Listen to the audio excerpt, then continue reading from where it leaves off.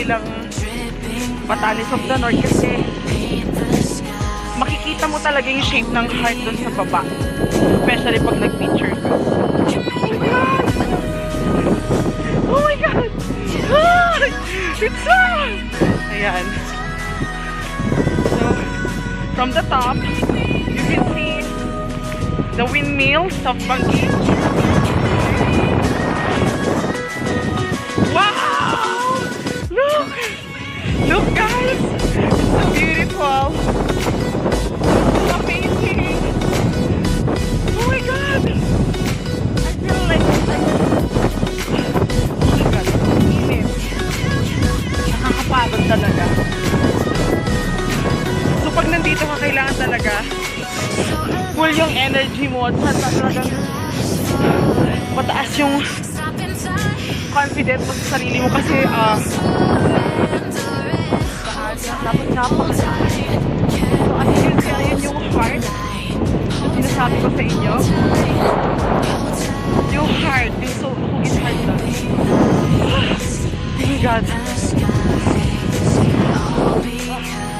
Andun naman yung mga windmills ng Pagudpud. So as you can see, ang ganda ng view guys. So kung mahilig kayong mag-sunset, pwede rin dito. Ayan yung sunset. Ayun yung sasakyan namin. Hi! Oh my God, I feel like hingal na hingal talaga ako. Alam niyo, pag once na umakyat kasi ako sa mga bundok-bundok, konting galaw ko lang, napapagod na ako. You know what yung pagod? Or hindi naman kasi nasa taas ka na. Kahit napagin mo yung pagod na just satisfied. Diba?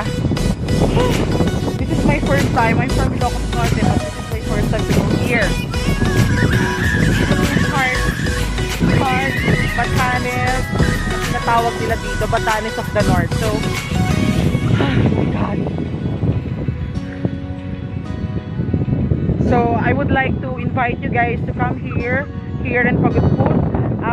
Batanes of the North, hindi na ako nagkakamali, yung Kaparis, yung barangay, Kaparis barangay,